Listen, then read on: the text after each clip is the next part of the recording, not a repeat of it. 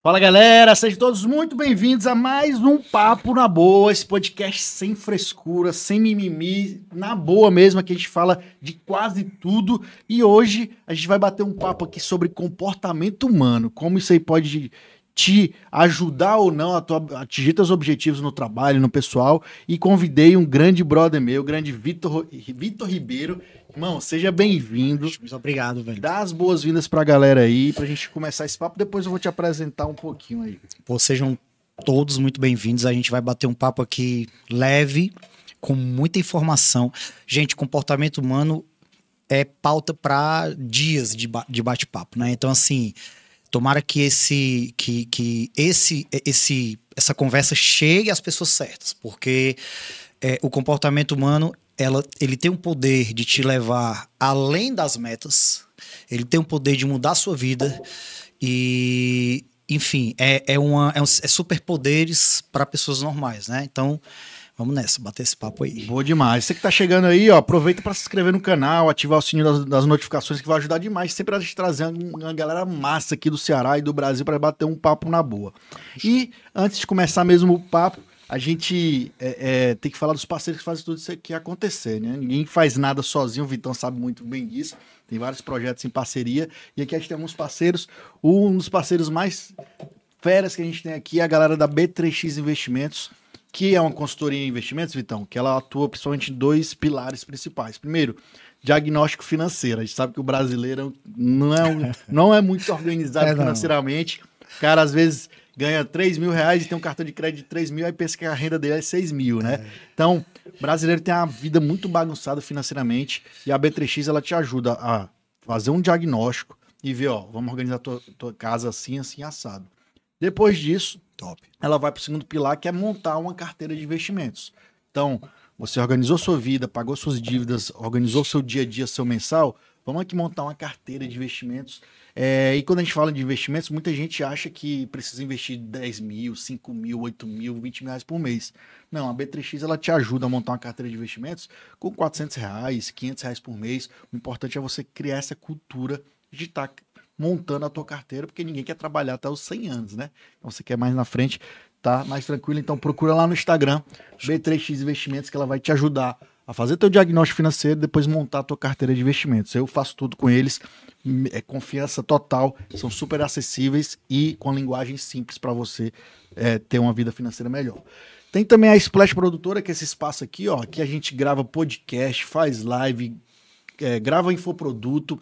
Você que quer gravar seu conteúdo aqui, você pode vir aqui, pode fazer podcast com mesa, sem mesa, tem vários cenários que dá para montar, melhor custo-benefício da cidade e os melhores profissionais. Então procura Splash Produtora lá no Instagram, que também eles vão te dar todos os pacotes que você pode ter para criar o teu conteúdo. Hoje em dia, quem não tá no digital, né, tá fora do mercado, né? A gente fala muito disso. Então, a Splash te auxilia nisso. Recados dados, vamos começar o papo, meu irmão. Te apresentar aqui um pouquinho, né, do que eu sei, né? O cara, quando eu conheci o Vitão, a gente fez uma formação juntos, né? Uma formação para ser treinador, ter novas habilidades, conhecimentos. E o Vitão tinha uma mania de chegar com uma bolsa de academia e todo mundo pensava que ele estava vindo da academia, fortão, né? Não, mas era cheio de livros, 20 livros ali. E ele tem uma prática que eu até já repliquei uma vez e outra vez, que ele chegou e emprestava os livros pra galera. Claro que tinha que devolver, né? Até hoje eu não lembro se eu devolvi o meu. Devolvi. Né? Nunca tive problema com isso, não. Então o Vitão, ele compartilhava conhecimento mais ainda. É um cara que estuda muito. Já leu quantos livros na vida aí? Cara, tem nem como saber, né? Tem nem como saber, não. Porque o livro, conhecimento bruto na veia, né? Então você é um cara que lê muito. Gosto Concursado da Justiça Federal. Sou. Treinador de pessoas especializado em comportamento humano, a gente vai falar muito disso, né? Quase um bodybuilder, o homem é focado e eu também queria saber disso, se isso ajuda na tua performance de trabalho pessoal, vamos falar disso. Mas o que eu esqueci aí para falar do Vitão? Se apresenta pra galera. Cara, vamos lá. Já que o assunto é comportamento, hábito, né? Então, assim, é interessante que eu diga algumas coisas que talvez até as pessoas vão acreditar mais ou vão me dar mais autoridade ao falar. Bom, já fui obeso mórbido, né? Já tive 120 quilos. Eu colocava minha barriga em cima da mesa e achava lindo isso. Normalizava, né? O copo da cerveja aqui, né? Normalizava. E aí, reduzi 51 quilos, né, cara? Com mudança de comportamento. Não fiz nenhum tipo de intervenção cirúrgica ou balão, não sei o nome, balão gástrico, sei lá. Não fiz nada disso, cara. Foi mudança de comportamento, né? Nisso tu já vi estudando comportamento ou não? Já foi aí que eu comecei a entender o que é que seria um comportamento, como se forma um hábito, por que que o hábito é importante, quando ele se forma ou não, e aí por aí vai. Coisas que a gente vai falar aqui com mais detalhes. Tive 16 aprovações públicas. 16. Tem gente que pena pra passar em uma. Velho. Caraca. Tive 16 aí. Foram 5 concursos federais em 4 meses e meio e 11 vestibulares, né? Alguns deles em primeiro, direito na UFC, matemática na UES, por aí. Caraca. E aí, bom, hoje, né, trabalho com algumas consultorias, prestando serviço para algumas consultorias, sou do Poder Judiciário. Fez algumas formações? Cara, fiz muitas formações, assim, né? Eu já tinha contabilizado o número de cursos que eu tinha feito, eram mais de 60, né? 60, mais cara. de 60, cara, dentro e fora do estado. Fora do Brasil não tive essa oportunidade ainda. Hoje eu sou membro do Cúpula Club, né, que é uma fraternidade de empresários e empreendedores, profissionais liberais. É um grande mastermind, né, com objetivo de crescimento conjunto, mútuo, né, o que tem realmente sido muito bacana. O que mais que eu poderia falar? Cara, basicamente é isso, né? Assim, assim, apesar de muitas formações e tal, eu me apaixonei pela ciência comportamental. A minha formação foi como eu acho que você fez também, né? Sim. Analista de perfil comportamental, né? Já formei mais de 500 alunos em 3 continentes, como treinador dessa área. África, Europa e, claro, América do Sul. Mas, assim, me apaixonei pela ciência comportamental como um todo. Ou seja, enquanto... o que é o perfil comportamental, rapidamente? É a linguagem DISC, por exemplo, né? Muitas empresas usam, né? Para recrutamento, para alocação e tal.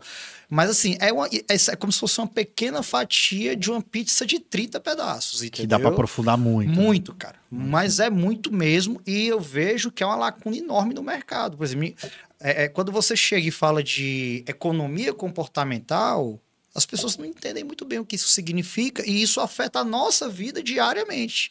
Você está sujeito, eu estou sujeito ao que a economia comportamental quer que a gente faça ou deixe de fazer. Então, essa ciência ou essa ignorância determina parte dos nossos resultados. E essa questão do ser analista comportamental e do DISC, né? Eu conheço já, mas pra galera que não conhece, né? Certo. Se pudesse resumir, engraçado quando a gente vai conhecendo, eu fiz alguns cursos desses e formações também, né? Uma que me impactou muito foi essa, outra que me impactou muito foi a questão do Enneagrama, que vocês conhecem também. Que também é comportamento. Que é comportamento também. Mas se tu pudesse resumir o que é o perfil comportamental e o analista de perfil comportamental. O perfil comportamental, toda a população mundial, sem exceção, ela é dividida em 4 padrões comportamentais. Essa teoria foi criada, ela vai fazer um século em 2028. Ou seja, validada. Ela é validada cientificamente, certo? Ela foi criada por um psicólogo doutor de Harvard, chamado William Moulton Marston. Ele lançou um livro. A partir desse livro, os alunos dele entenderam a profundidade do que era aquele assunto, ou seja, o delineamento, a divisão de 4 padrões de comportamento que a humanidade inteira tem, certo? E começaram a criar ferramentas para mapear. Qual é o perfil do Eric? Qual é o perfil do Vitor? Certo? E esses 4 perfis, a depender da escola, né? Tem escolas que usam os nomes dominante, influente, estável e conforme, que é a linguagem original do autor. Inglês, né? Mas, por exemplo, a que a gente fez já usa outros nomes: executor, comunicador, planejador e analista. Ou seja, todos os perfis do mundo se enquadrariam em uma dessas 4 opções. Na verdade, todos nós temos traços dos 4, sem exceção. Não existe como você não ter traço de... Você tem que ter traço dos 4. O que vai mudar é o percentual de cada perfil em você. Certo. Então, é possível que a gente tenha a mesma sequência de perfis, mas pelo fato de um se manifestar mais em você do que em mim, mude o seu padrão em relação ao meu. Mas, em breves palavras, o que é que eu posso dizer? Toda a humanidade está dividida nesses 4 perfis, não há exceção a essa regra.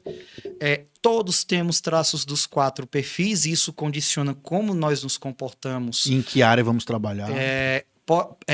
Pode apresentar uma tendência de que área melhor, de que área seria melhor para que eu me dedicasse, certo? Pode apresentar, às vezes há algumas lacunas, enfim, e isso vem desde antes de Cristo. Então é interessante porque esse psicólogo, ele só fez assim, confirmar o que, por exemplo, alguns filósofos 4 séculos antes de Cristo já observavam, que as pessoas realmente têm 4 padrões diferentes. Claro que naquela época era algo observável, era algo que não tinha ciência, Empírico, né? mas agora tem.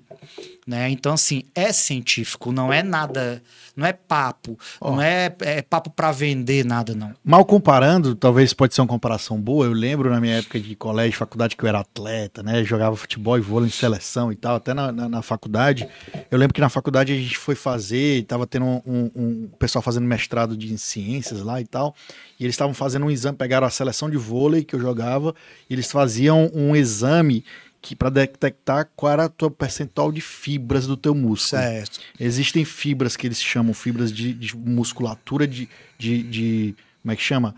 De explosão. E tem fibras que é de resistência, que são fibras magras. Eu não sei se o termo era fibras magras ou musculosas, um negócio assim. Então, o meu deu 70% de fibras de explosão, ou seja, eu dificilmente me adaptaria numa maratona, por exemplo. Posso fazer, vai ter e tal, mas o que é predominante em mim são de musculação, ou seja, para esportes que tem explosão, um vôlei, um futebol que você vai dar uma corrida ali, então, ou então 100 metros rasos, então isso dizia, outros jogadores davam mais de resistência, então é mais ou menos isso, tem alguma coisa que predomina na pessoa tem. E o padrão do perfil é mais ou menos por aí. Daí que vem a utilidade desse conhecimento. Por que eu devo, né? Assim, por que eu deveria entender sobre isso? Porque você passa a compreender. Existe um livro fantástico sobre o assunto chamado Cercado de Idiotas. Por que o título é esse? Porque quando você não entende o perfil de quem está perto de ti, tu pensa que o cara é um idiota, é um boçal. Quando, na verdade, é o estilo de padrão comportamental dele que é antagônico ao teu. E aí você tem que saber lidar. Então, assim, tem que conhecer para saber lidar. Que nem tudo é sobre você. O cara não tá te tratando mal por alguma questão, assim, em tese, né? Que pode ser, pode. O cara ser um boçal, realmente. Mas, assim, muitas vezes é porque o perfil da pessoa que está ali tem características que confrontam com as suas. E aí você tende a ver aquela história do santo não bateu. Não tem, né? Sim. Pô, meu santo não bateu quando... Geralmente, cara, é um antagonismo de perfil. Isso é muito comum. Então, dentro de relacionamento afetivo, isso é importante. Saber se há o que é preciso. Sempre vai precisar equalizar alguma coisa. Eu já falei, fiz até lives sobre isso. Antigamente, alguns treinadores, eles diziam que perfis opostos é que davam certo. Cara, não existe isso. O que dá certo é gente, são pessoas. Então, não importa se o perfil é oposto, se o perfil é parecido. Pode até se encaixar aí aquela história das linguagens do amor. Tem gente que é mais no toque, tem gente que é mais verbal. Aí depende, né? Mas concorda que se eu entendo, como você citou, a linguagem do amor do outro, né? Se eu passo a entender, ter consciência disso, eu tenho como me adaptar? Sim. Com o perfil é a mesma coisa. Então, se eu tenho um relacionamento afetivo societário na empresa e eu percebo que o perfil do cidadão que, por exemplo, da minha esposa ou do meu sócio, ele tem algumas características que eu preciso levar em consideração para conduzir o meu comportamento, então isso é ouro, porque eu vou conseguir acessar aquela pessoa de uma maneira muito mais assertiva. Eu faço até uma metáfora que é a seguinte, vamos dizer que você não fale grego, mas a Grécia é linda, né? Eu quero muito conhecer a Grécia, não conheço. Eu iria para a Grécia sem falar grego, na boa. Agora, se eu falar grego, como é que você acha que vai ser minha viagem, cara? Vai conhecer muito melhor. Pô, muito melhor, porque eu vou acessar as pessoas lá. Então, o comportamento humano é uma comunicação. Se eu entendo o padrão do cara, o padrão da pessoa com quem eu me relaciono em qualquer esfera, eu acesso essa pessoa de uma maneira muito mais assertiva. E a possibilidade de atritos, ela diminui. Eu não vou dizer que elimina, mas diminui. Sobre atrito, eu lembro, trazendo para outra formação que eu fiz em Enneagrama, que falava lá dos perfis das pessoas em outro formato, né? Por exemplo, eu tive uma namorada, dá um exemplo, que a gente ia viajar daqui a 2 meses, ela já começava a arrumar mala, velho. E eu arrumo na meia-noite anterior. Era uma planejadora. Então, eu me arrumava na meia-noite anterior. E aí a gente tinha muita briga, porque ela, na ansiedade, vai arrumar. Se eu tivesse esse conhecimento antes, eu entendia que é o jeito dela e a gente talvez não teria esse atrito. Então, você conhecer realmente os perfis vão te ajudar a ter esse acesso e ter um relacionamento melhor, né? Exato. E assim, você citou um exemplo que é muito comum, né? Assim, não necessariamente a questão da mala em si, mas existem perfis que são muito mais cautelosos. Eu não vou dar o nome de perfil aqui, gente, que fica uma coisa muito técnica e eu não vou e eu precisaria conceituar cada um. Mas assim, falando de características, né? Existem perfis mais cautelosos, que não gostam muito de riscos, que não gostam de coisa em cima da hora, entendeu? Que se planejam mais, que gostam de segurança. Geralmente, esses perfis, quando encontram, né, quando convivem com um perfil que é mais imediatista, que é mais... Se é amanhã eu faço, eu sei que eu consigo. Perfil que seja mais... Que tenha mais energia, objetividade. Então, isso, às vezes, gera ali uma tensão, né? Então, enquanto você talvez ficasse, para que arrumar a mala 2 meses antes? Ela ficava, como é que você não arruma a mala 2 meses antes? Então, assim, isso é muito comum quando a gente fala de perfil e também dessas questões, características que são que combinam, que dão mais certo e características que são mais opostas, antagônicas, certo? Eu sei que você não quer nominar os perfis, porque podemos. Cada perfil daria 50 horas de live, né? Que eu já conheço, mas é engraçado, quem nunca teve acesso a esse tipo de conhecimento e vai uma vez e recebe um diagnóstico, por exemplo, do seu perfil, o cara lê aquele, caralho, sou eu, velho. Isso aqui foi escrito pra mim, não pode, velho. Né? Sempre tem né? essa surpresa, né? Ah, isso aqui foi escrito pra mim, como é que pode estar escrito há não sei quanto tempo, há 100 anos, isso aqui sou eu, que aquela véio. maquininha entendeu que eu sou assim. Exato, mas se a gente fosse passar rapidamente, eu sei que é uma tarefa difícil, mas pelos perfis que você é acostumado a trabalhar, tem algumas nomenclaturas, mas pelo que a gente costuma trabalhar aqui no Brasil. Posso falar resumidamente. Gente, o perfil mais comum no Brasil é no Brasil e no mundo, mas vamos falar de Brasil, é o comunicador. O que é o comunicador? É aquela pessoa extremamente comunicativa, né? Pessoa que é persuasiva, ela desenrolada, ela leva muita energia para o ambiente, tem ideias muito legais, às vezes ela implementa a ideia, mas não leva a ideia até o fim. Pode ser que porque o novo para ela é muito bom. Ela não gosta muito é um perfil que não gosta muito de rotina, coisa repetitiva. Então ela gosta de ambientes enérgicos, com muitas pessoas, onde ela possa se comunicar, mostrar as ideias que ela tem. Ela realmente começa muitas coisas, mas às vezes vai deixando de lado. Na comunicação, por exemplo, se eu quero confidenciar alguma coisa com o comunicador, eu vou começar a falar. Há uma tendência muito forte do comunicador se identificar com o que você está falando e acabar puxando, monopolizando a conversa. Ele vai começar a falar dele, sim, numa situação parecida que você viveu. Aí ele fala tudo que ele viveu. Você já não consegue mais nem ali... Aquela história que o cara contou, aconteceu um acidente comigo assim ali. Comigo aconteceu também, aí vai contar toda a história. Aí o resto da história toda é ele que fala e você não consegue ver uma brecha. O comunicador também... como eu falei, não gosta muito de rotina. A rotina meio que afasta, né? É um fator de afastamento do comunicador, certo? Ele é bastante... Ele gosta de ser valorizado. Ele gosta, sim, de que as ideias dele sejam levadas em consideração. Ele usa a palavra de uma maneira extremamente eloquente. Ele é muito bom, né? A gente chama que ele tem palavras de veludo. Ele usa a palavra como ferramenta. né? Então ele é muito persuasivo, ele engaja, ele é um perfil que as pessoas costumam dizer, né? Os livros, os treinadores, que é um perfil muito bom para liderar pessoas. Seja pela energia que ele leva, pelo engajamento, pelas ideias que tem. E é engraçado que tu disse que a maioria da população tem esse perfil. Tem. É? Tem.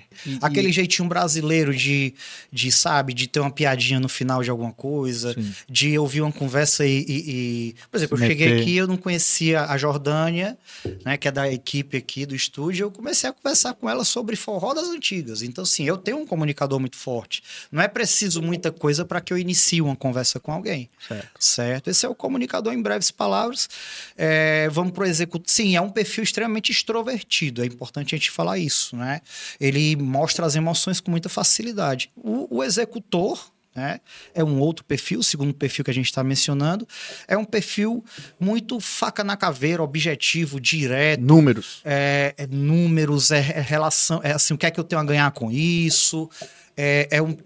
Um perfil que gosta de ter o domínio da situação, não gosta de ser passado para trás, certo? Ele pode perder o controle e acabar alterando o tom da voz em algumas situações. Gosta de ter a voz de mando, né? Assim, gosta de saber que a decisão está nas mãos dele, ok? É extremamente competitivo. Cara, Ayrton Senna, Bernardinho, técnico de vôlei da seleção. O Brasil, a seleção brasileira de vôlei podia estar ganhando de 2-0, tá no terceiro set, 24-3. Se o Brasil perdesse uma bola, ele só faltava infartar. Então, um cara competitivo até o fim do mundo, né? Então, assim, é uma característica muito do executor. Então, dá para dizer que é uma característica muito de atletas de alto rendimento?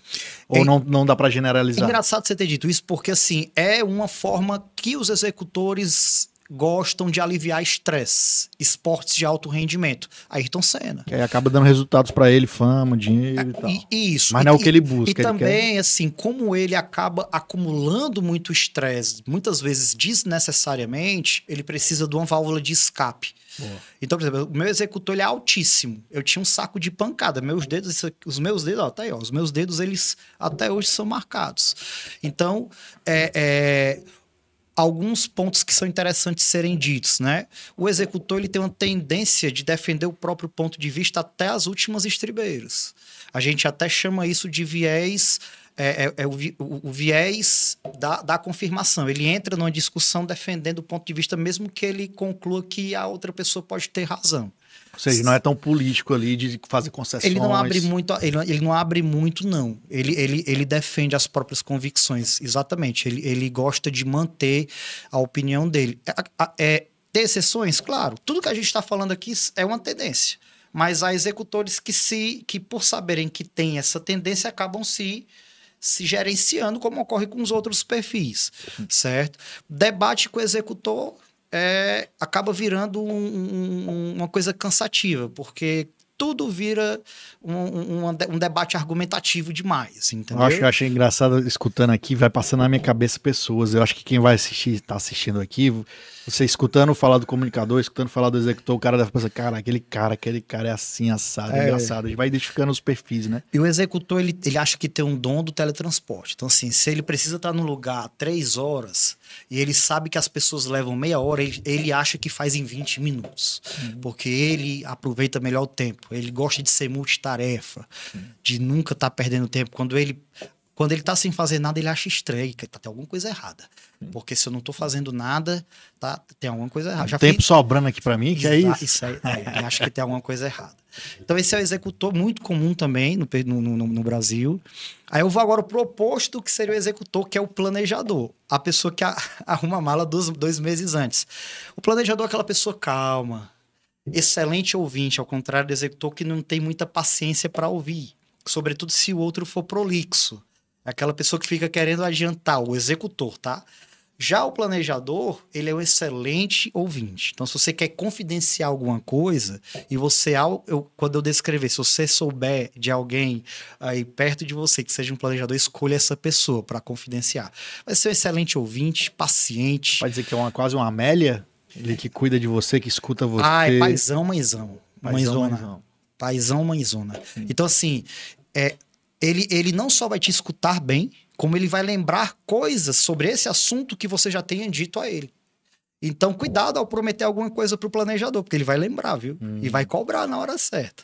O planejador adora segurança e rotina, cara. Então, para ele, saber onde está pisando é imprescindível. Porque, Detalhes, olha, o próprio tudo. nome diz, né, cara? Planejador. Então, quem assistiu aqui a Casa de Papel vai identificar muito aí um pouco do professor. O professor é mais analista, que a gente vai já falar, mas ele tem um planejador muito forte, certo? Então, assim, um planejador gosta de rotina, gosta de se preparar. Mudanças frequentes incomodam demais o planejador. Um checklist para ele é uma maravilha, É uma né? maravilha. Ele saber que fez tudo que tinha planejado para ele nossa, é um sonho, certo? Ele é mais relaxado, ele às vezes internaliza emoções, ele pode estar sentindo algo, mas ele não vai falar aquilo de imediato, isso não é tão legal, nem para ele, nem para a relação que está ali, né? A relação que ele vive, por exemplo, num ambiente familiar. Se às vezes o planejador não tem essa coragem de externar que se chateou com algo, que algo está magoando essa pessoa. Aí o que acontece? É uma bolha. Sim. Em algum momento vai estourar, Vai cara. estourar. E aí vem uma crise de alguma Aí coisa. vem a crise, e aí talvez esteja sem jeito, já não tenha mais solução, ou se tiver, vai ser mais chato de resolver, quando se ele tivesse tido, né, a iniciativa, não, vou falar logo, porque quanto mais cedo eu falar, melhor. É um desafio para ele, certo? Mudanças frequentes se incomodam porque rotina para ele é maravilhoso, certo? O comunicador executor, consigo ver bem a diferença do planejador também. E o analista, ele é bem parecido com o planejador? Cara, o analista, as pessoas costumam confundir com o planejador, mas a diferença é muito grande. Por quê? Há coisas em comum? Certo? Porque planejador e analista são mais introvertidos, não expressam tanto sua emoção, ou o que estão sentindo, ou o que estão pensando, certo? Enquanto os planejadores são muito... fazer um paralelo só rapidamente entre o comunicador, que já foi mencionado, e o planejador. Ambos são relacionais. Mas o comunicador é aquela pessoa que quer conhecer todo mundo, cara. Então, quando ele chega, por exemplo, eu tenho um amigo que é comunicador que quando chega na academia, até ele chegar onde eu tô, Conversou com as 20 ele já pessoas. bateu selfie, já conversou com todo mundo, ele vem em zigue-zague, ele não vem direto até mim. O planejador, ele também é relacional, mas ele escolhe muito mais as amizades que faz e essas amizades é como se fosse uma extensão da família dele. O analista, que é o último perfil que a gente quer conceituar rapidamente, é muito criterioso, metódico, minucioso, é aquele perfil que é extremamente perfeccionista e detalhista. Ele é tão perfeccionista que existe um fenômeno que acontece com ele chamado paralisia por análise. O que é que seria Analisa isso? tanto... Ele analisa tanto os cenários e os riscos inerentes a cada cenário que ele não consegue dar não é que ele não consegue, ele tem dificuldade ou ele dificulta o primeiro passo a ser dado. Porque ele fica... Aí entra mais o professor da Casa de Papel. Ele demorou 20 anos para projetar aquela história de feito é melhor que perfeito para ele não existe. Não. Feito é melhor do que perfeito é a frase do executor. Feito é melhor que perfeito. O analista é ou perfeito ou nada feito. Então, cara, ele vai analisar todos os cenários possíveis, os riscos de cada um e as soluções prévias para se o risco acontecer.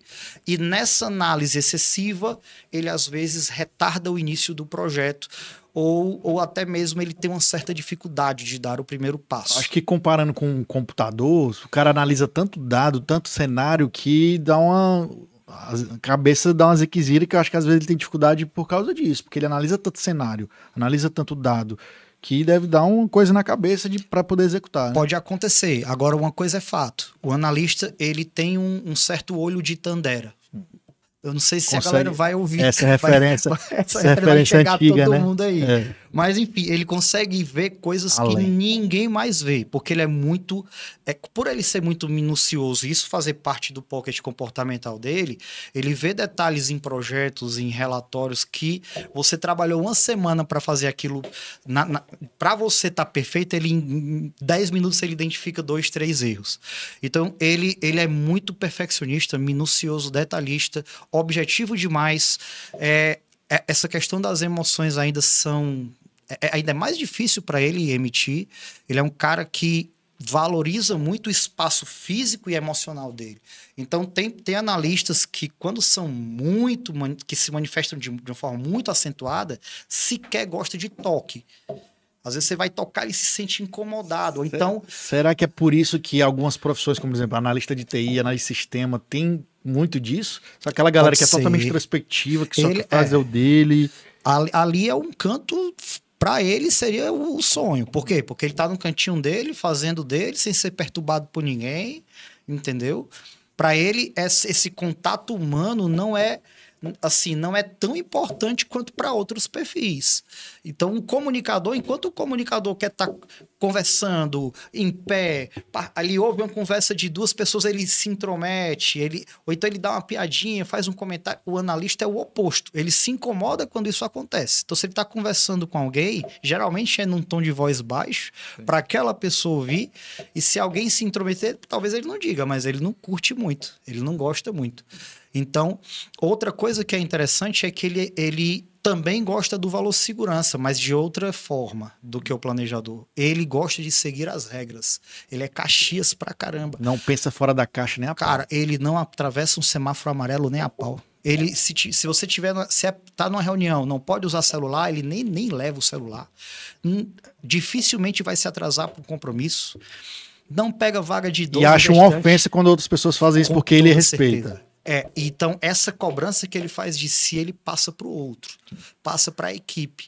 E às vezes acaba assim, assustando quem não tem. Sim. Por isso que a gente falou que quando as pessoas não conhecem o próprio perfil dos outros, ela pensa que quem tá do lado é idiota. Pô, que cara idiota, fica cobrando. Quando na verdade não é. É o jeito dele de ser. E assim, entendendo de forma leve hoje esses 4 perfis, né? Comunicador, executor, planejador e o analista. Galera que tá assistindo aí deve estar fumaçando na cabeça, que nunca ouviu falar disso, talvez, ou que já ouviu por cima, pensando, cara, qual sou eu? Né? Qual sou eu? Como é que o cara faz? Hoje em dia existem algumas ferramentas na internet gratuitas, mas vai dar algo muito superficial. Dá muito superficial e geralmente dá bem distante do que da assertividade que uma ferramenta validada pode garantir. Então, se o cara quiser souber do seu perfil, é procurar profissionais assim como você, para fazer a sua análise mesmo, que dá um diagnóstico, né? Isso, você procura um analista de perfil certificado, certo? Que tenha capacidade e competência de fazer a sua análise de perfil. Então, é enviado um linkzinho, você preenche um formulário e lá na plataforma do profissional é gerado o laudo. Aquele com o que eu trabalho, por exemplo, ele tem 98% de assertividade. Então, aferido pela UFMG. E é difícil alguém que tu já fez um laudo, eu falo isso porque eu conheço a ferramenta e já usei também, alguém quando recebe o laudo dizer isso aqui não sou eu, é quase impossível, né? Quase impossível. Em ambientes corporativos, algumas pessoas procuram de alguma forma mascarar alguma vulnerabilidade. Porque é ruim para ele. Ele pensa que ali ele vai conseguir, mascarar alguma vulnerabilidade, quando na verdade todo mundo tem, cara. Qual é a pessoa que não tem um defeito, um ponto de melhoria, uma vulnerabilidade? Todo mundo tem. Então, assim, a gente sugere, olha, seja autêntico, marque a primeira palavra que vier à cabeça, porque senão... Por exemplo, eu sou comunicador quase, não vou dizer 100%, mas muito, né? Porque assim, eu gosto de projetos novos, eu gosto de me comunicar e tal. Às vezes começo projetos que não terminam, é muito do comunicador e tal. E tem um pouquinho de executor. Planejador e analista, eu acho que eu tô quase zero. Mas ninguém é 100% um perfil. Não, ninguém. Nesse diagnóstico vai te indicar mais ou menos, você é tanto... Vai dizer exatamente. Vai dizer exatamente quanto você é. Exatamente o percentual de cada um. Isso é importante, porque algumas pessoas pensam que só o perfil predominante, aquele... é porque lá no laudo, lá no documento que você recebe, vem dizer, seu perfil predominante é tal. Por exemplo, o do Eric é comunicador. O do Vitor é executor comunicador. Tá? Pode aparecer mais de um como predominante. Certo. Há critérios para isso que a gente não tem como explicar aqui, mas há critérios. Certo. O que não se fala é que o meu perfil que menos se expressa também condiciona o meu comportamento. Certo? Mas não se fala muito nisso. Certo. Em cursos mais aprofundados, como de consultor, ou até mentorias que a gente faz, a gente mostra como o perfil menos predominante, né, aquele que menos se manifesta no nosso padrão comportamental, como ele afeta, e afeta muito. Então imagina, dá um exemplo para ti. Imagina que o teu perfil mais alto é o comunicador, como você falou. Comunicador executor. E eu te conheço e sei que basta conversar contigo em alguns minutos. Sim. Né? Se o seu perfil analista for o mais baixo, eu tô dizendo aqui para vocês, gente, analista e comunicador são perfis opostos, ok? Acreditem em mim.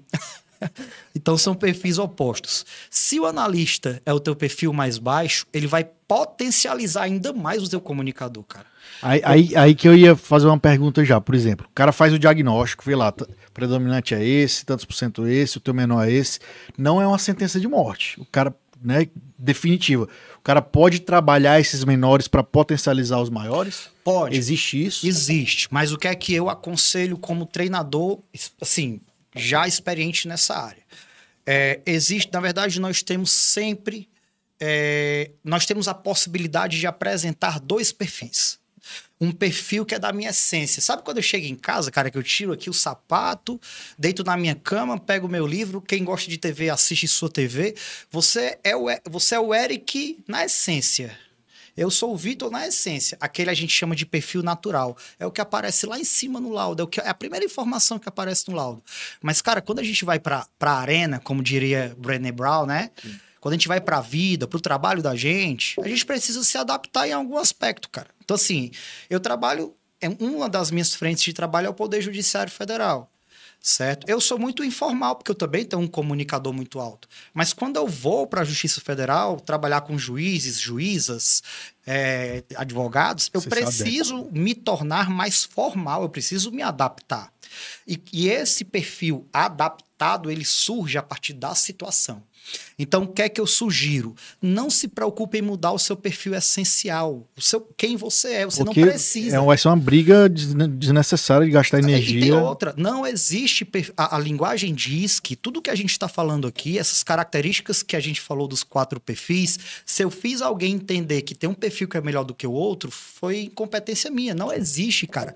Os perfis, todos eles, têm pontos fortes e pontos de melhoria. Todos. Então não há razão para você querer mudar o seu perfil natural. O que você precisa, e a gente estava conversando sobre isso um pouquinho antes de começar aqui o nosso papo, é adquirir uma característica importantíssima para qualquer pessoa, para qualquer profissional, né? Inclusive foi dito isso no Fórum Econômico Mundial de Davos, que uma das características que o colaborador deve apresentar, que se chama soft skill, né? É a característica de adaptabilidade. Então, assim, a gente precisa aprender a ser situacional. O que é que isso significa? Você lembra dos Homens de Preto, né? O filme? Para onde eles vão de quê? De terno preto. Então, não há adaptabilidade nenhuma ali em relação ao que eles usam. Nós precisamos adquirir, se a gente quiser ser valorizado no ambiente corporativo, na empresa, até na família da gente, a gente precisa aprender a se adaptar às situações que surgem. Isso não mexe com o meu perfil natural. Eu sou o mesmo. Mas quando eu percebo que eu preciso me adaptar para poder ser mais produtivo, para poder ouvir alguém que chegou até mim para confidenciar alguma coisa, ou para entregar um resultado melhor no meu trabalho, então eu vou me adaptar para apresentar um comportamento que, em tese, eu não teria. E isso não é só possível, isso é aconselhável. Pronto, então fechando a dúvida. Então, por exemplo, aquela lei de Pareto, que 80% dos seus resultados estão em 20% do que você faz. Uhum. Trazendo isso para essa questão do perfil comportamental, é melhor, tendo o meu diagnóstico, tendo o meu laudo lá do perfil comportamental, é melhor eu tentar estimular mais ainda aonde eu já sou predominante ou tentar pegar onde eu sou fraco, ou vou usar a palavra fraco, mas menos dominante, e tentar desenvolver aquilo ali? Não tenho como te responder essa resposta. Na verdade, eu posso reformular a tua pergunta para ter uma resposta melhor. Tá. O que é que acontece? Você vai analisar o que é que a situação está requerendo de você em relação a padrão de comportamento. Então você está numa situação em que você entende que precisa ser mais formal, escutar mais, falar menos, ser menos comunicativo, incomodar menos as pessoas.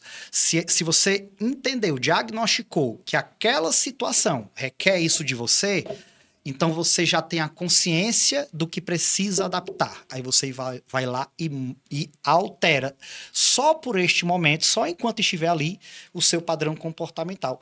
Isso não quer dizer que você é mascarado, que você é... Não, pelo contrário, você é versátil. Tá. Então é como se você tivesse um guarda-roupa com roupa para qualquer ocasião. Então você vai lá e escolhe a roupa adequada. Você não vai pra praia de terno preto como um homem de preto iria. E isso o cara só consegue fazer se ele tiver o conhecimento, das características das dele, características, né? E sobretudo dos outros perfis, e saber o que é que a situação exige dele. Então cada vez mais é necessário para qualquer pessoa, né, a nível pessoal e profissional, ter seu conhecimento próprio para saber se adaptar. Porque antigamente, um profissional da Segunda Guerra para cá, o cara estuda, colégio, faculdade, para virar um profissional tal. É só questão técnica, vai lá apertar parafuso. Cada vez mais, essa questão está sendo trocada por automatizações, então você precisa ser adaptável. Então, cada vez mais, as empresas e os trabalhos precisam que você seja adaptável? Sem dúvida alguma. Porque, olha só, fracassados e vencedores podem ter as mesmas metas. Então, assim, como é que eu posso ir atrás de uma meta ou de um objetivo se eu sequer sei quem sou? Como é que eu vou atrás... como é que eu posso me preparar para um concurso público, por exemplo, que é uma área que eu mentoro pessoas? Como é que eu posso mentorar aquela pessoa se eu não sei quais são os pontos fortes dela, o que é que eu posso contar de qualidades que ela vai ter, quais são os desafios que ela certamente vai apresentar por conta do padrão comportamental dela, certo? Então, assim, o perfil comportamental é uma injeção de autoconhecimento. Quem eu sou no mundo? E eu acho que uma das grandes dificuldades do ser humano é isso. Porque o cara não quer reconhecer suas fraquezas, ou tem medo de ir a fundo, se conhecer e caramba, tenho que melhorar nisso. Então, muita gente não quer nem entrar nessa seara, né? E é por isso que muita gente não alcança o que quer. Porque assim, se você não tiver a maturidade de entender quem você é, o que você tem de massa, que vai te ajudar naquilo que você deseja, o que você precisa fazer para melhorar no que precisa, que na verdade não precisa, às vezes não é tanta coisa, é um ou outro detalhe que você precisa lapidar. Se você não quer se você não tem essa ciência, você larga atrás. Mas se você tem essa consciência, você tem a possibilidade de catalisar, de ter um atalho para o teu objetivo. Eu não passei 5 concursos em 4 meses e meio porque eu sou um gênio, não. É porque eu tenho estratégia. Então, assim, há estratégias, há atalhos, sim. Agora, para isso, você precisa se conhecer primeiro. Sim. Você precisa se conhecer. Porque as estratégias que tu usou para ti, talvez para outros não funcionem. São outras estratégias. Todo mentorado meu que quer concurso público, eu aplico o DISC, porque eu preciso saber quem é aquela pessoa. Quais são os desafios que, com toda certeza, ela vai enfrentar. Sim. Será que eu posso... Aí vai mudar até o plano de estudo que eu passo para aquela pessoa, porque se ela é uma pessoa que rotina é uma coisa ruim para ela, eu tenho que estar sempre mudando. Se ela é uma pessoa mais analista, o que eu passar ela vai fazer, então eu posso acreditar que o que eu passar vai ser feito, porque ela não quer quebrar a regra. Então, assim, cara, isso se aplica a tudo. Sim. A qualquer meta. Eu ia falar uma coisa para ti e acabei esquecendo que, assim, perfil comportamental, como eu falei no início, é uma fatia de uma pizza enorme. Sim. Mas, por exemplo, existe uma teoria geral comportamental que complementa a história do perfil. Então, assim, o perfil é um excelente início. Uma base. É uma base. Mas, a partir dele, eu vou entrar na construção de hábitos. Eu vou entrar na economia comportamental, em como eu tomo decisões, como agir com a força de vontade, o que é força de vontade. Mas não dá é difícil fazer essas outras coisas sem ter a base bem estruturada. Sem dúvida. Você pode fazer? Você pode pegar uma turma e fazer, como eu já fiz, claro, treinamentos de produtividade, né, de um dia, de 10 horas, um treinamento de 10 horas, falando sobre... a tese de produtividade. Aliás, quando eu falo produtividade, gente, não é nem isso que eu queria falar. Falando sobre, por exemplo, uma área mais geral de formação de hábitos, de comportamento. Posso fazer. Agora, se eu sei o perfil de cada um, a aplicação vamos dizer assim, dessa teoria geral do comportamento, ela vai casar muito melhor. Por quê? Porque cada um vai saber como aplicar aquilo na sua vida. Então, assim, para a construção de um hábito, existe uma forma de construção de um hábito. Sobre hábitos, eu sempre vi em vários treinamentos, de segmentos diferentes, pessoas falando, tudo que você faz 21 dias se torna um hábito. Isso é balela ou balela? Cara, eu não posso dizer que é balela, mas assim, existe mais de uma pesquisa. A pesquisa que eu dou mais credibilidade é uma feita no MIT. Essa pesquisa foi referendado pela neurociência. O que é um hábito, cara? Um hábito é... Você na verdade, é o resultado de um comportamento executado repetidamente em um certo contexto, certo? E que você, ao repetir constantemente durante um certo período, precisando usar aí sim a tal da força de vontade, porque pressupondo que você não fazia esse comportamento. Por exemplo, entrar na academia, vamos usar esse exemplo aqui. O cara é completamente sedentário, ele quer formar o hábito de treinar. Então ele precisa durante um tempo, que eu vou já falar qual, forçar a ida dele à academia, o mais... padronizando isso o máximo possível. O que é que eu quero dizer como padronizando? Porque teu corpo é uma máquina, para ele entender e internalizar isso, né? Pronto. No início, ele vai precisar pensar em cada ato. Eu preciso pensar no que vou comer, no que vou vestir. Com a ficha. Ele tem uma luta interna se ele levanta da cama ou não, se o treino dele for pela manhã. Existe toda uma questão aí que vem da época que a gente era das cavernas, né? Essa luta mental que há entre você levantar da cama ou não. Porque o teu consciente quer te preservar ao máximo, energia para tudo. Na verdade, ele quer te privar do que pode ser algo desafiador para ti. Porque na época das cavernas, a galera saía das cavernas, que era a tal da zona de conforto deles, e enquanto saíam 10 para caçar, voltavam 6, porque 4 o tigre dente de sabre comia. Então, isso ficou numa janela evolutiva, que hoje o nosso desafio não é um tigre dente de sabre, mas é aquele novo comportamento que você quer implementar e vai mexer com as tuas bases, que você não fazia. Sim. Então, assim, você precisa reiterar esse ato de uma forma constante e padronizada. O que é que significa isso? Manter a execução desse ato, se possível no mesmo horário, com o mesmo ritual, porque o cérebro vai absorver isso como um padrão, que é uma tendência cerebral, ritualizar comportamentos para gastar menos energia.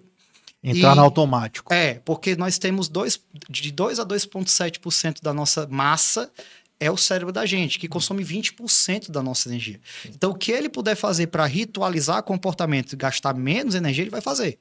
Então, se você repete durante... Aí vem o dado, né? 66 dias, né? Aproximadamente, a pesquisa chegou. Essa pesquisa que eu dou mais credibilidade, porque a neurociência referendou. 66 dias ou 10 semanas, se você mantém a execução desse comportamento, enquanto você precisou executar para virar um hábito, você precisou da força de vontade. Depois que você ritualiza e transforma isso no hábito, essa força de vontade já não é mais requerida. Porque você já nem pensa mais, você vai no automático. Acho que um exemplo disso é você aprender a dirigir. Total. Você aprender a dirigir, todo mundo já passou por isso. Você tinha que pensar a hora de apertar a embreagem para passar a marcha, ligar a seta. Hoje em dia, cara, tu faz isso no automático, tu nem percebe. Nem tá até no celular fazendo isso. Você faz outras coisas concomitantes. Porque ficou no automático. Isso ali é o cérebro entendendo que já internalizou. Já internalizou. Ali ele já ritualizou. Inclusive, o Daniel Goleman, né, naquele livro Inteligência Emocional, na verdade, dourado. No livro Foco, melhor dizendo, até a área cerebral que coordena isso é outra. Então, assim, existe o centro executivo da mente, ele coordena decisões e força de vontade, certo? Quando você não tem um padrão comportamental ritualizado, você precisa sempre estar ligado a decidir o que vai fazer e a jogar ali uma força de vontade para cumprir aquele ato. Quando ele é ritualizado, ele muda de lugar na composição mental, na composição do teu cérebro, é outra área que vai ficar responsável pela execução desse ato. Ele chama até de movimento descendente. Sai do córtex pré-frontal para ir para uma área mais abaixo do cérebro, para a gente não entrar com muita técnica aqui. Então, a área cerebral que vai executar esse ato que você já tornou esse comportamento que você já tornou um hábito é outra área. É uma área que atua no piloto automático. É a área que você dirige sem pensar no que está fazendo, muitas vezes, inadvertidamente. Não estamos dizendo que isso é aconselhável, tá, gente? Mas ou comendo, ou falando no celular. Mas por que isso acontece? Porque quem está conduzindo o seu carro é o inconsciente. É louco isso, né, velho? É, cara. É louco. É como se fosse uma máquina mesmo ali, um robô que tu ligou e vai... Às vezes, cara, eu me pego assim, como a gente faz muito... quase todo mundo faz o mesmo trajeto todo dia, né? Uhum. Você se pega ali fazendo, você tá viajando na Morte da Bezerra e tu tá fazendo o mesmo trajeto ali, como aquilo ali tá internalizado, tá no subconsciente. E você às vezes chega e nem me toquei. Total. Então, assim, o hábito é isso. E o hábito, cara, primeiro você forma ele, depois ele te forma. Sim. Então, há esse intercâmbio certo. É uma relação que não tem erro. Então, assim, hoje as pessoas falam muito assim, meta. Cara, a gente precisa olhar para além da meta. Então, se você quer alcançar algo, existem 3 níveis de como você pode alcançar alguma coisa, um objetivo, uma meta, chame como quiser. Você pode pensar imagina uma cebola. Cebola não tem cascas? Sim. Imagina uma cebola de 3 cascas, certo? As profundidades. 3 cascas, né?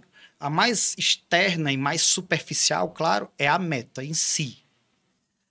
A do meio é uma coisa chamada sistema, que a gente também pode chamar de processo. E a mais de dentro é chamada identidade. Então, o que acontece?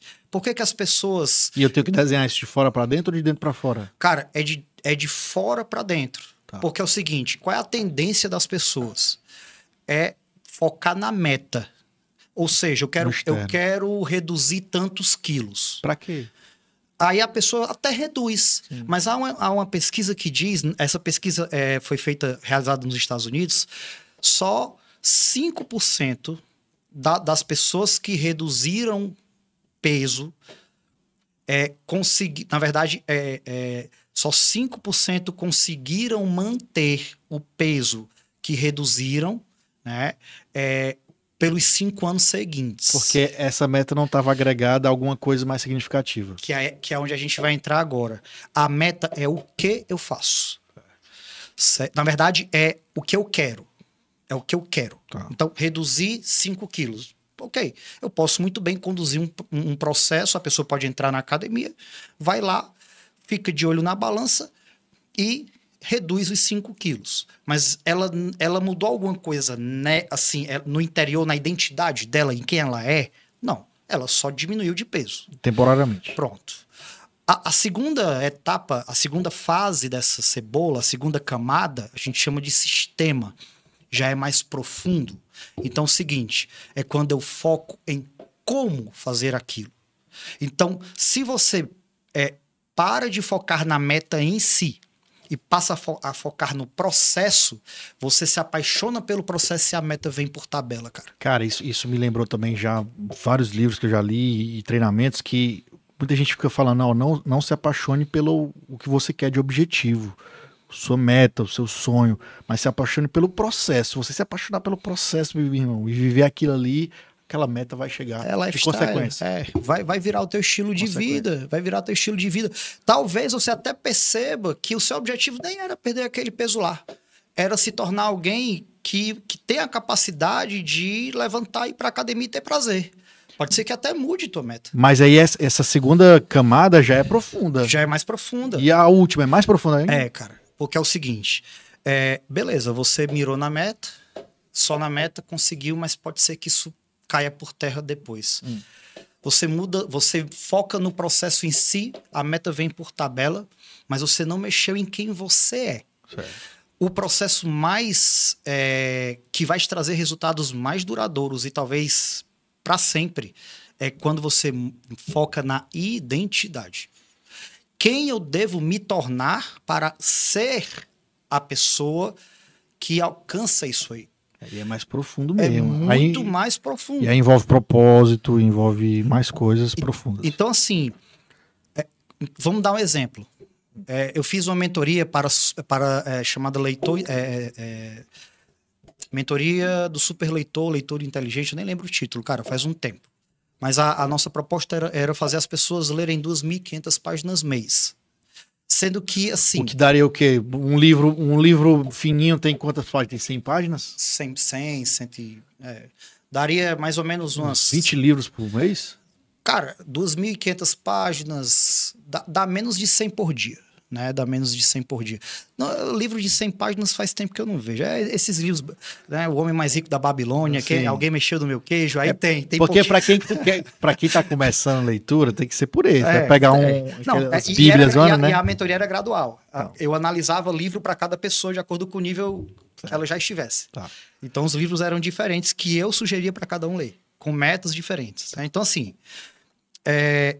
Uma coisa é você dizer, eu estou lendo 10 páginas por dia. Outra coisa é você começar a se enxergar como um leitor. Sim. Uma coisa é você querer eliminar 5 quilos. Outra coisa é você se ver como um atleta. Ou se ver como Pessoa saudável. Bom, as pessoas que treinam hipertrofia na academia, como eu curto treinar, também se chama de atleta, porque não, é um esporte. Sim. Então, assim, quando você se vê como um atleta, você vai conduzir toda uma série de comportamentos que condizem com isso. Então, assim, se você vai para a academia e se enxerga como um atleta, muda a sua identidade, você deixa de se ver como um cara sedentário. Para se ver, para se identificar com um atleta, como alguém que pratica algo, muita coisa não vai deixar de fazer sentido. Você vai começar a externalizar mais isso e as suas companhias mudam. Companhias mudam, aquela Coca-Cola com açúcar já não faz muito sentido, né? Você já até mesmo a feira de mês muda. Sim. Né? Então, assim, quando você foca na mudança da identidade, esse processo é o que te traz mais benefícios. Sem falar que existe um fenômeno que poucas pessoas falam, chamado adaptação hedônica. Já escutou esse termo? Conheço hedonismo um pouco, né? Mas... Pronto. Adaptação hedônica, o que é, cara? Quando a gente atinge uma meta, só a meta, né? Só pra galera entender, mais ou menos, me corrija se eu estiver errado. O hedonismo é o culto ao corpo, né? O hedonismo tem a ver com prazer. Prazer. Né? Tem a ver com prazer, que pode estar relacionado ao prazer que se sente em estar bem, até mesmo o prazer de índole sexual ou de comer algo. Tá. Né? Tem a ver com isso, nesse sentido que a gente está usando aqui. A adaptação hedônica é o quê? É um fenômeno que acontece e a psicologia positiva já mapeou isso através de dezenas de pesquisas. Quando você atinge uma meta, você tem ali o incremento de felicidade. Mas esse incremento de felicidade, pouco tempo depois, desce, é perdido. Então, assim, você está num nível de felicidade. Vamos dar um exemplo com números. Vamos supor que seja possível eu dizer que eu estou no nível de felicidade 4. Aí eu atinjo a tal da meta, fico com felicidade 10. 2 meses depois volta para 4, cara. Porque eu não me transformei. Eu não mudei os meus processos. Eu não mudei sequer os meus processos. Imagine minha identidade. Então eu sou o mesmo que eu era antes de atingir a meta. É óbvio que eu vou voltar à mesma felicidade que eu tinha antes. Se você foca na identidade, primeiro, a meta vem. Não só ela, mas como outras. Mas como eu me transformei, não vai haver essa adaptação hedônica, não vai haver essa perda de incremento de felicidade. A minha felicidade vai permanecer. Entendi. Entendeu? Então, assim, focar... É óbvio que tem que ter meta, é legal ter meta, mas não foque apenas nela. Foque no superficial. Foque na transformação. Mire pelo menos o sistema, o processo. Mire pelo menos ali. Porque a parte mais profunda não tem como você mirar de cara. É uma coisa que vai acontecer com o processo, né? Até tem. Agora vai ser mais desafiador, realmente. Sim. Porque é uma coisa mais profunda e você... Sim, a forma como você se enxerga vem das crenças que você tem. Sim. E essas crenças foram criadas geralmente na infância, mas não só. né? E você mudar um conjunto de crenças não é da noite para o dia. Falando em crenças, né? Já falamos aqui dos 4 perfis, de hábitos, né? De como conquistar esses objetivos. O cara que desenvolveu um certo... É adulto e tem um certo perfil comportamental, certo? Certo. O que a gente deve atribuir aquilo ali? A genética ou o meio que ele viveu? Os dois? Como é que a gente poderia dizer? Cara, esse cara é comunicador pra caramba porque ele viveu naquele meio, ou teus pais são assim. O meio influencia. Mas... O meio influencia. Inclusive, existe uma coisa chamada epigenética, que é como a influência do meio na própria formação genética minha. Por exemplo, já foi provado que dependendo do ambiente que eu esteja, o comprimento dos meus cromossomos podem ser alterados, né? Gente, eu não estou falando de asneira, não. Isso é pesquisa. Sim. Obviamente, são tantas que a gente lê que eu não vou saber a fonte nesse momento. Então, assim, o meio influencia, as pessoas com as quais eu convivo influencia, certo? Então, assim... E é determinante. Total. Eu não sou vítima do meu ambiente. Tá. Eu não sou. Mas é inegável que há uma influência. Há uma influência da minha criação. Há uma influência das minhas amizades. Há a influência dos meus... Então, assim, quando a Bíblia, né, diz-me com quem andas que eu te direi quem és, tem muito fundamento. Total. Até porque o poder das conexões existe. Então, se eu me conecto com alguém que fuma, há uma probabilidade maior de eu fumar. Primeiro eu normalizo, depois eu acho bonito e acabo fumando, né? Sobretudo se você admirar a pessoa. Isso. Agora, há um dado que ninguém menciona que é assustador. Vamos supor que você não fume, mas você convive com pessoas que fumam. E eu convivo contigo. O fato de tu conviver com essas pessoas e eu não conviver me influencia. Sim. Isso é assustador. É, total. Porque você não tem o menor controle em relação às pessoas com as quais aquelas que eu convivo, convivem. Então, assim... Ah, Vitor, então eu tô lascado. Vou virar no redoma, né? Vou entrar numa bolha. Não é assim, gente. Você tem que ter valores fortes. Você tem que ter convicções. Você tem que ter valores. Você precisa saber o que é que você quer. Você não quer perder 5 quilos. Você quer ter a sensação de se olhar no espelho após ter perdido 5 quilos. Você quer caber numa calça que você não cabia antes. Você quer ser visto pelas pessoas. Praia de biquíni. Você não quer ter constrangimento de tirar a blusa, sei lá. A mulher não quer comprar um sapato vermelho, ela quer a sensação de usar um sapato vermelho, cara. Então, assim, a meta em si é rasa. A gente precisa... E o que muita gente foca nisso, né? Focar nisso não tem problema, mas só focar nisso é precário. Tá. Porque você pode atingir depois, está aí agora. E tem muita gente, eu não vou citar nome, mas eu conheço um juiz federal que depois de passar entrou em depressão. Porque não tem mais o que almejar. Agora, eu faço o quê? Vazio. Entendeu? Então, assim, conquistou o máximo do máximo em relação a concurso. E aí ele viveu um período de... Essa pessoa... Quer virar desembargador, Supremo. E aí caiu, assim, no momento de... Então, assim, a meta em si, ela pode te trazer isso, né? Assim, essa alegria, essa euforia, mais uma euforia inicial, mas depois você fica, tá aí agora. Qual é a montanha que eu vou subir? Então, assim, apaixone-se pelo processo, mas, sobretudo, se torne a pessoa que você... se torne a pessoa que capaz de alcançar essas metas por si só. Não, assim, não sei se eu me fiz claro com isso, sim. Assim, né? Sobre o processo, eu queria te perguntar outra coisa, se tu acha balela ou não, né? Muita gente fala trabalhe com o que ama, que você nunca vai trabalhar na vida. Uhum. Eu já acreditei nisso. Hoje em dia já não. Cara, ame o processo, que aí você vai conquistar as coisas que você realmente quer. Eu acredito nisso também. Eu acredito nisso também. Porque assim, gente, existem necessidades e necessidades, né? Então, assim, eu trabalho no setor público e tenho a oportunidade de trabalhar no setor privado, né? O setor privado me mostra coisas com as quais eu me identifico mais, certo? Falo isso publicamente, todo mundo sabe. Então, assim, para mim, muitas vezes, por exemplo, dia 7, eu vou fazer uma palestra gratuita no Senai. Então, assim, eu curto demais isso. Compartilhar conhecimento. Compartilhar conhecimento. Aqui não tem como a gente falar, mas existe uma teoria que é o outro lado da moeda do perfil comportamental, chamada a teoria dos motivadores. Por coincidência, lançada no mesmo ano, 1928. Certo? E fala o que é que nos motiva.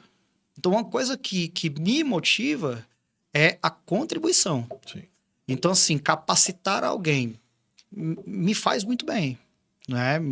É claro que ser recompensado por isso é justo e é certo. Às vezes esse motivador não serve para outras pessoas. Não, cada pessoa tem os seus motivadores. Tem pessoa, e tá tudo bem. Tá tudo bem. Ok, tá tudo bem, não vamos julgar. Mas assim, os motivadores são diferentes. Né? Uma coisa que é legal falar, Eric, que também é muito pouco mencionado, é o seguinte: por que muita gente não alcança a tal da meta? Vamos voltar a falar dela, certo?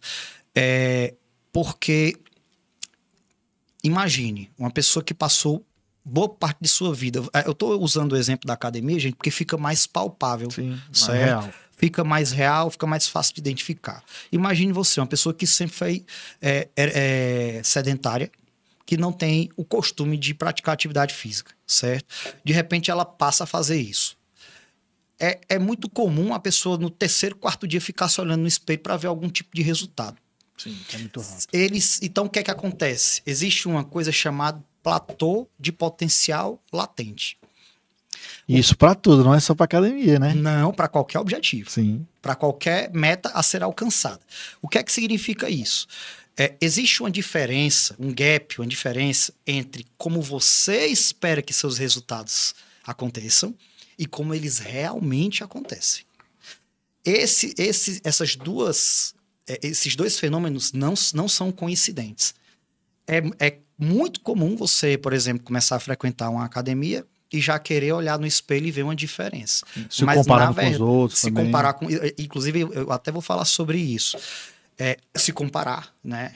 Ver as pessoas que já têm mais tempo. Aí, o que é que acontece? O resultado dela está acontecendo? Está. Mas ainda está num ponto em que não é perceptível visualmente. Então, é como se... inclusive, o autor que fala sobre isso chama essa diferença de tempo, ou seja, que diferença de tempo? O momento que eu gostaria de ver o resultado e o momento em que ele realmente começa a aparecer. Ele chama esse tempo de vale da desilusão. Por quê? Porque é quando a pessoa diz assim, poxa, eu tô aqui há 2 meses, não vi resultado nenhum, seu resultado tá acontecendo, você só não viu ainda. Porque ele tem que ser acumulativo. Ali, É cumulativo e vai ter uma hora que ele vai aparecer, tenha paciência, a pessoa não tem. Aí ele cai no tal do vale da desilusão, não ultrapassa esse pontinho chamado platô de potencial latente, que é quando realmente o resultado chega aos olhos, e aí antes disso ele já desiste. E aquela academia que ele pagou durante o ano, ele só foi 2 meses. Cara, quando se fala em meta, eu sempre gosto de mencionar uma coisa que eu aprendi na escola de vendas diretas, né? Que a administração usa muito também, né? Que é o método MART ou SMART em inglês, né? Que muita gente erra nas metas, porque, por exemplo, MART, né? Por que é MART? É mensurável, atingível, relevante, temporal e específica. Quanto mais detalhado. Então, mensurável. Você tem que saber medir. Eu quero perder 10 quilos. Eu quero passar no concurso tal. Eu quero comprar o carro tal. Então, preciso de tanto. Mensurável. Atingível. Por exemplo, para mim, que estou voltando à academia agora, é atingível perder alguns quilos? Mas não é atingível para eu virar um atleta olímpico em 3 meses. Você precisa saber ser razoável na hora de colocar a meta. Relevante. Se eu conquistar aquilo ali, vai me causar vai ser importante. Né? Temporal. Meta sem prazo não existe. Tem muita gente que coloca meta. Eu quero ser... eu quero comprar um carro. Quando? Até quando? E o que significa comprar um carro? Isso. E a última específica, eu quero comprar o carro. Qual carro? Qual cor? Banco de couro? Não. Então, quanto mais detalhes você der em tudo isso, te ajuda a bater aquela meta, porque tu vai ter um plano ali desenhado quando você faz isso, né? E há uma razão neurocientífica para isso. Então, assim, quanto mais detalhes você mentalizar, a nossa mente ela não tem a capacidade de diferenciar algo real e algo vividamente imaginado. Então, se você, por exemplo, tem um relacionamento afetivo e você imagina vividamente uma traição acontecendo, pode ser que você sofra fisiologicamente aquilo que sofreria se realmente estivesse sendo traído. Então, isso ocorre para o bem também. Então, se você...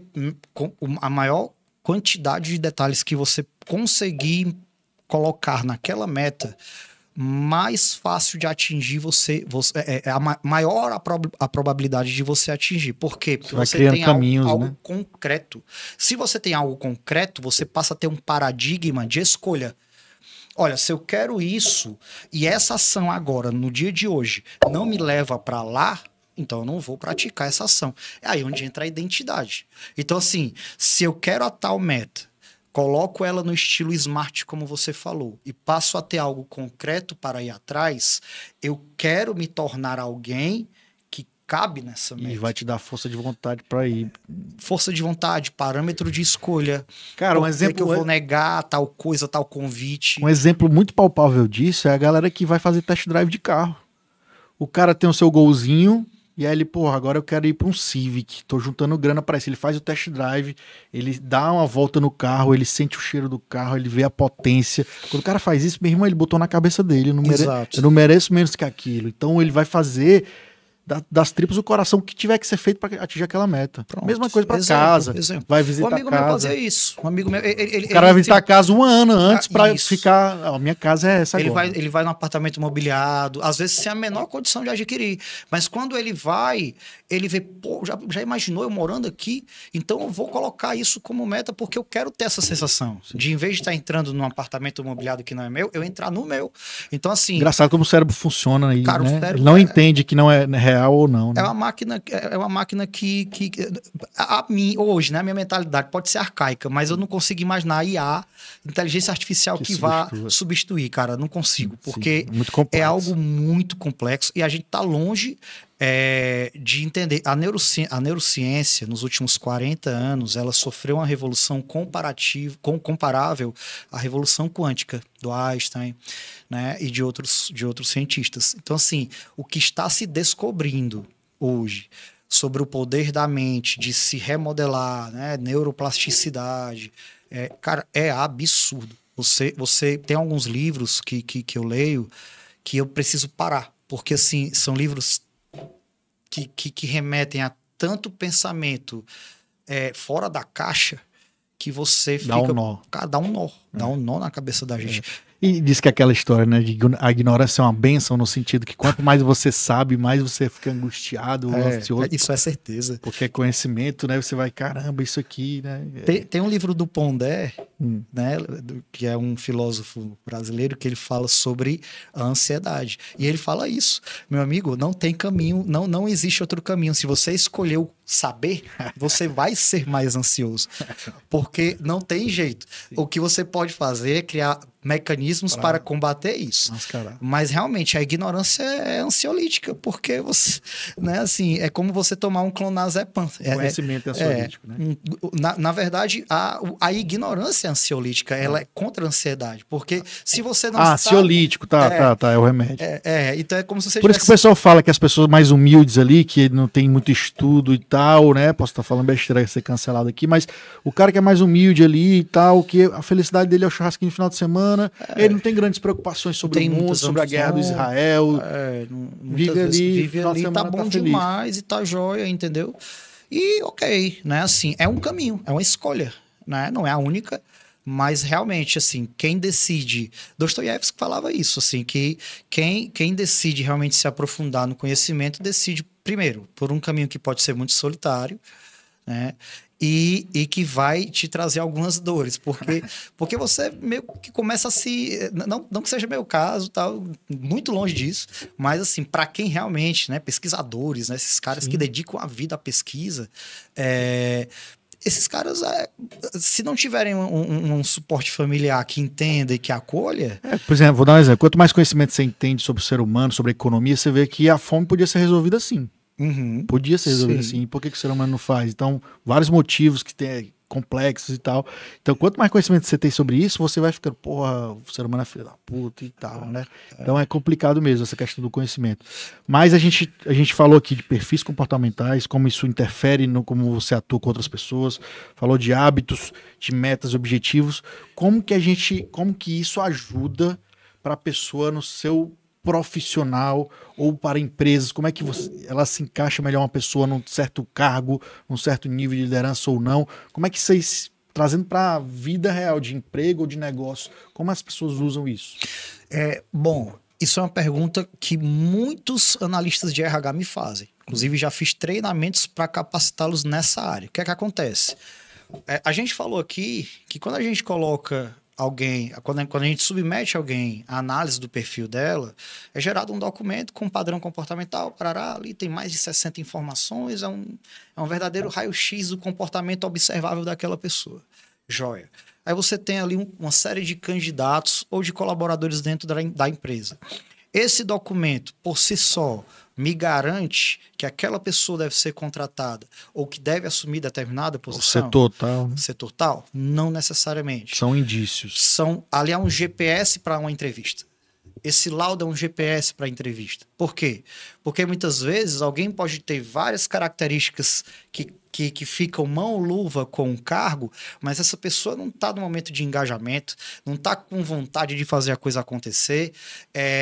A gente falava que, em alguns casos, é muito mais interessante pegar alguém que não sabe nada sobre Excel, Office ou sei lá o quê, mas tem várias características de comunicação, de adaptabilidade, de resolução de problemas complexos. É muito melhor você pegar uma pessoa que tem essas características que a gente chama de soft skills, né? Competências suaves, e ensinar o que é técnico, ensinar a mexer no Excel, do que o contrário. Sim. Então, assim, o laudo ele é muito importante. Ele vai orientar não só uma contratação, mas também como a relocação ou alocação da pessoa dentro da empresa, como vai me indicar necessidades eventuais de capacitação daquele indivíduo, ou o desligamento dele da empresa, né? Agora, isso com um bate-papo, com entrevista, se for o caso de um recrutamento, né? E em último, e paralelamente a isso, esse laudo, esse conhecimento do padrão comportamental da pessoa vai me dar suporte para eu elaborar um plano de desenvolvimento individual para ele. O que é um PDI, Plano de Desenvolvimento Individual? É um conjunto de ações, certo? Visando o alcance de alguns objetivos. Extrair potencial. Aumentar o potencial dele, as competências, talentos, alguns indicadores. Por exemplo, ele pode estar passando por um momento em que a energia está baixa. Então, assim, a gente vai trabalhar os indicadores que a empresa ou o RH daquela empresa entende que são importantes para aquele colaborador, para estruturar um planejamento para ele, que ele possa seguir e sair desse momento que ele está vivendo, que para a empresa e para ele não são interessantes, para um momento, para um estado de coisas que seja muito melhor para ele e para a empresa. Certo, a gente falou do lado da empresa. Eu, como pessoa física, que seja carteira assinada ou sou empreendedor, fiz essa minha análise do meu perfil, entendi aqui, peguei meu laudo, consegui desenhar melhor minhas metas, a questão da cebola lá das Perfeito. 3 camadas. Como é que eu uso esse conhecimento para entender se eu estou indo no caminho certo ou não? Primeiro eu vou te ouvir. Eu vou perguntar, o que é que você quer com essa devolutiva? A devolutiva, gente, só para explicar, a devolutiva é o meu momento de interpretar aquele laudo para a pessoa. Né? Eu não leio o laudo. Ler, todo mundo vai ler. Sim. Eu vou interpretar aquele laudo para a pessoa. Pela experiência, por comparações. Isso. Aí eu vou dizer, olha, primeiro, por que você me procurou? Raramente a pessoa faz porque é um investimento. Sim. Raramente a pessoa vai fazer porque apenas quer se conhecer melhor. Quem faça? Porque quer se conhecer melhor, quer de repente aproveitar a vida, o momento da vida para melhorar como pessoa, como profissional, não sei. Mas muitas vezes há uma razão específica. Né? Reposicionamento, ela está numa transição de carreira, ela está vivendo algo no relacionamento que ela entende que isso pode ajudar. Então, eu vou ouvi-la. Quando eu ouvi-la, eu vou orientar a minha interpretação para se casar com o objetivo dela. Então, se ela me retrata que está tendo problemas de comunicação, atritos de comunicação no relacionamento afetivo dela, levando para o âmbito familiar, então eu vou ver que características de comunicação são inerentes ao perfil dela e procurar entender quais são aquelas que ela supõe que a pessoa com quem ela se relaciona tem. E aí a gente vai mostrar estratégias de comunicação para equalizar isso. Isso serve para relação afetiva, isso serve para relação de irmão com irmão, pai com filho, serve para dentro de organizações também. Então, assim, o perfil comportamental ele vai muito além de uma pessoa ser extrovertida, introvertida, formal ou informal. O estilo de comunicação é importantíssimo. Porque a comunicação, cara, é o que... Assim, chega de eu falar A e você escutar B. Sim. Isso acontece demais, cara. Todo dia. Cara, a gente vive numa torre de Babel comportamental. Entendeu? Então, assim, a gente sai na rua, é óbvio que você vai se deparar com pessoas de todos os perfis, certo? E que, além dos seus perfis, tem suas questões pessoais. Isso pode virar... se as pessoas não tiverem um mínimo de consciência, se as pessoas não souberem o mínimo de si e entenderem o mínimo sobre o outro, a probabilidade de atrito existe.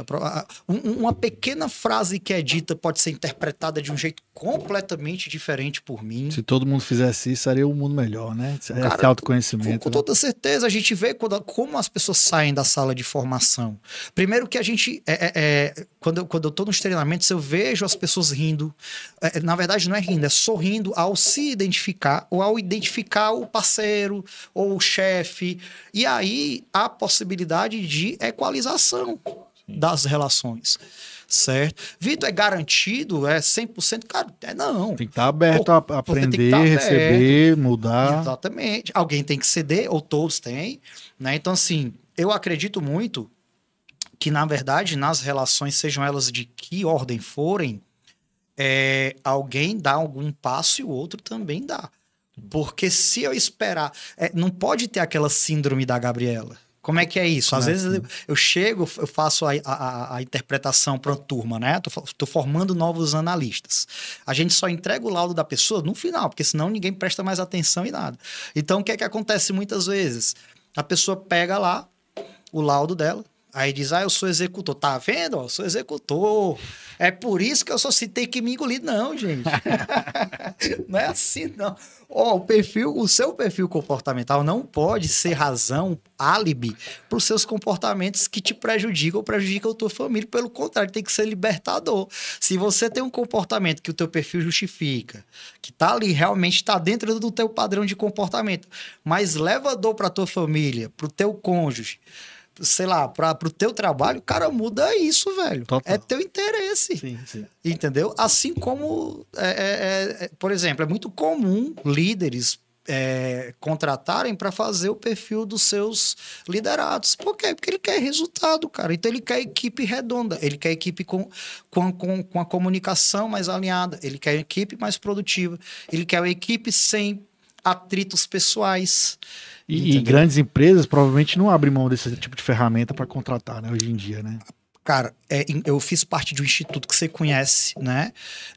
Durante alguns anos. Todos, sem exceção, todos os projetos corporativos começavam com a parte comportamental. Todos. Então, assim... Aquela questão de cultura empresarial, né? É mais fácil tirar uma erva daninha ali que não dá fit com a cultura e isso... Essa análise do perfil comportamental vai dar também, né? Sem dúvida. Inclusive, há uma teoria muito recente, né? Muito recente. Eu ainda não vi ninguém falar sobre ela, chamada deixas de pertencimento. O que é que seria isso? Deixas de pertencimento.